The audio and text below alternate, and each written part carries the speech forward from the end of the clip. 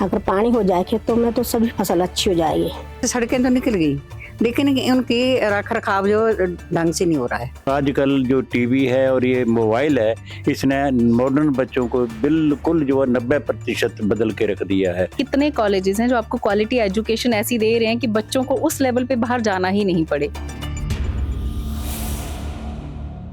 100 गांव 100 कहानियों के कारवां को लेकर हम ऊना, हिमाचल प्रदेश के ऊना जिले में पहुंच चुके हैं और ऊना का ये चहेड़ू गांव है। यहाँ पर ये ऊना ऐसा जिला है जो एक तरफ इसके पंजाब है तो दूसरे तरफ हिमाचल की पहाड़ियाँ हैं। तो हमारे साथ गांव की कुछ महिलाएं हैं, कुछ पुरुष हैं, उनसे हम बातचीत करेंगे कि आखिर गांव कितना बदल रहा है, गांव के मुद्दे क्या हैं। तो हम ये सब कुछ समझने की कोशिश करेंगे।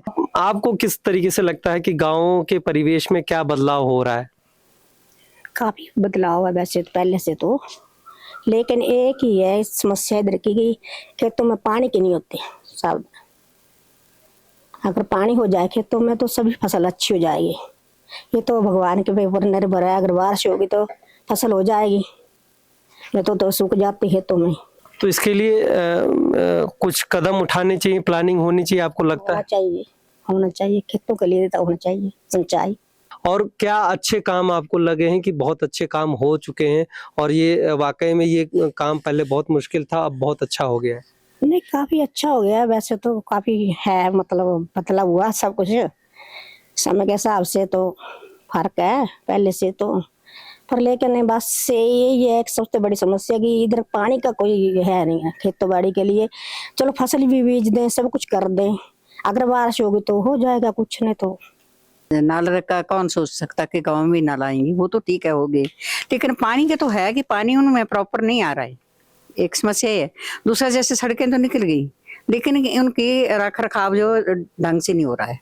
कहीं से उखड़ गई है तो उखड़ी हुई है, कहीं से अगर आता भी है कि पैसा आया तो लगाने वाले ऐसे लगाते हैं कि जो मतलब पूरी सड़क के लिए गांव से आगे मतलब शुरू से गांव तक जाना है वो आधे में खत्म कर देते हैं और आगे से सड़क अच्छी है।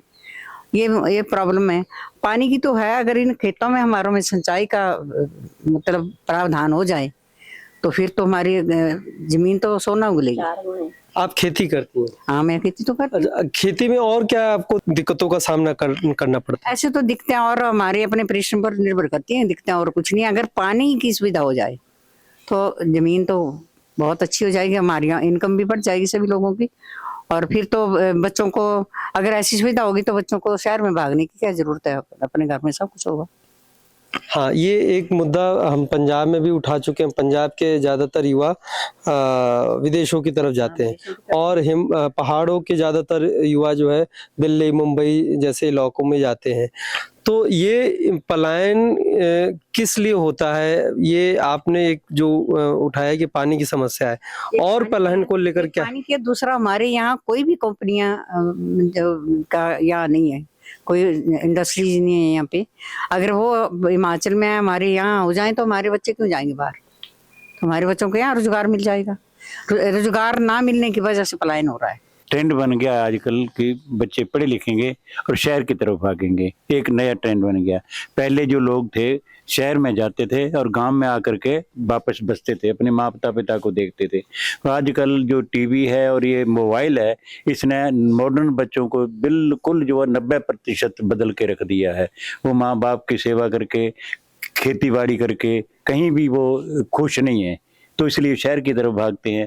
शहर में पोल्यूशन है, महंगाई है, सारी चीज़ें हैं, उनको सहन करते हुए फिर भी वहाँ वो रहना पसंद करते हैं। जबकि गाँवों का वातावरण बहुत शुद्ध है, पवित्र है, अच्छा है, हवा अच्छी है, सारी बातें अच्छी है, फिर भी बच्चों का पलायन उधर हो रहा है। हाँ, जो शहरों में रह रहे हैं वो शहरों से फेड अप हो चुके हैं और वो गाँवों की तरफ आ रहे हैं कि शुद्ध वातावरण मिलेगा, खाने को मिलेगा, रहने को मिलेगा, ताज़ी हवा मिलेगी।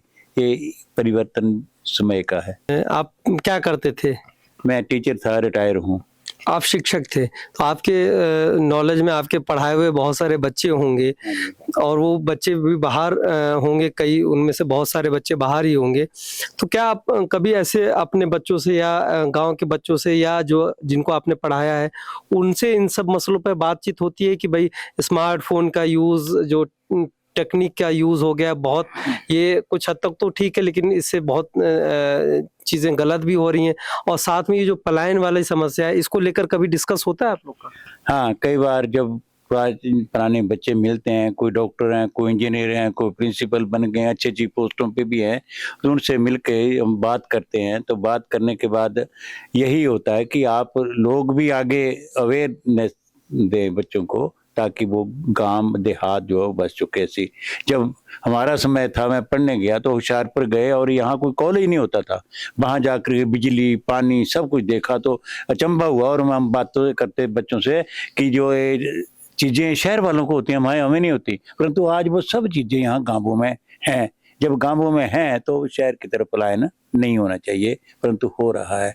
गांव के लोग यहीं रहकर अच्छे वातावरण में अपनी आजीविका को चला सकें, अच्छा जीवन जी सकें, इसके लिए आपको क्या लगता है कि गांवों में इन सब चीजों की कमी है? कौन सी कमी आपको लगती है? एक फैक्टर नहीं है ना, बहुत सारे फैक्टर्स हैं। आपके पास कॉलेजेस हैं अभी यहाँ पर कितने कॉलेजेस हैं जो आपको क्वालिटी एजुकेशन ऐसी दे रहे हैं कि बच्चों को उस लेवल पे बाहर जाना ही नहीं पड़े, है ना। सबसे पहले बच्चे यहाँ से एजुकेशन के लिए बाहर निकलते हैं, उसके बाद जॉब्स के लिए।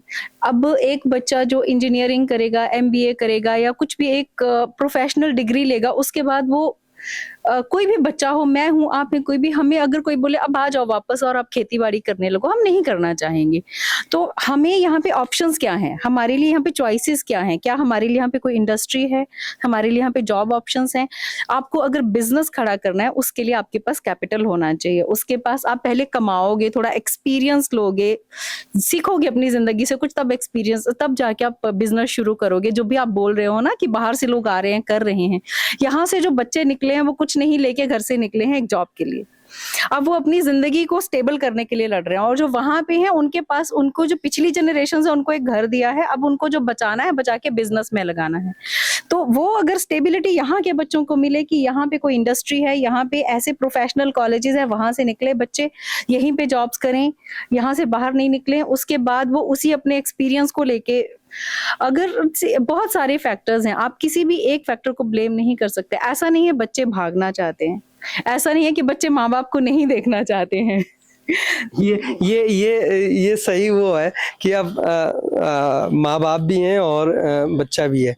लेकिन फिर मैं आपको यही सवाल करूंगा कि आपने जिन समस्याओं के बारे में बताया कि एक कैपिटल होना चाहिए तभी कोई व्यवसाय शुरू कर सकता है, क्या आपको नहीं लगता कि जो सरकार जो दावा करती है कि हम स्वरोजगार के लिए हम बिना किसी शर्त के, बिना किसी ज्यादा पेपर वर्क के हम लोन प्रोवाइड कराते हैं, और बहुत सारे लोगों के अब दावे भी होते हैं, उनकी सफलता की कहानी भी सामने आती है, तो क्या आपको ये नहीं लगता कि ये चीजें हैं, ऑलरेडी हैं, और यहाँ के लोगों को उसको लाभ लेना चाहिए? बिल्कुल, अगर हैं तो लेना चाहिए। पहली बात तो ये है कि मे बी मुझे उतने ग्राउंड लेवल पे पता नहीं है, अगर इतनी मैंने सुना है इनके बारे में, पर वो लोगों तक उतने कितना पहुंच रहा है मुझे उसके बारे में नहीं पता है, सो मैं उस पर कमेंट नहीं कर सकती हूँ। दूसरी चीज ये है कि अगर आपको एक बिजनेस खड़ा करना है ना, तो आपको सिर्फ पैसे से ज्यादा आइडियाज की भी जरूरत है। अभी यहाँ पे एक छोटा सा एग्जाम्पल है, मैं अपने भाई को काफी साल से बोल रही थी यहाँ पे एक रिजॉर्ट खोलते हैं कहीं पे। आज मैं यहाँ पे रिजॉर्ट खोलने में कम से कम मेरे को 1 करोड़ का खर्चा करके, क्या वाकई में यहाँ पे उतने लोग आएंगे उसमें रहने के लिए? तो मैं किस तरह की इंडस्ट्री कहाँ पे, इस एरिया में अगर आप इस तरह की इंडस्ट्री लगाओगे कि आप एक यहाँ पे रिसोर्ट बना दो या आप यहाँ पे कोई थीम पार्क बना दो, इस एरिया में कोई नहीं आएगा। जो जाएंगे मनाली जाएंगे, कुल्लू जाएंगे, शिमला जाएंगे लोग। तो इस एरिया के बच्चे कहाँ जाएंगे? इस एरिया में क्या इंडस्ट्री चल सकती है? इस पे मे बी गवर्नमेंट की तरफ से भी कुछ रिसर्च हो सकता है, बच्चे अपने आप भी करते होंगे कुछ रिसर्च, पर क्या चीजें हैं जो बच्चे यहाँ पे कर सकते हैं, क्या बिजनेस है जो वो यहाँ पे कर सकते हैं, या खेती है।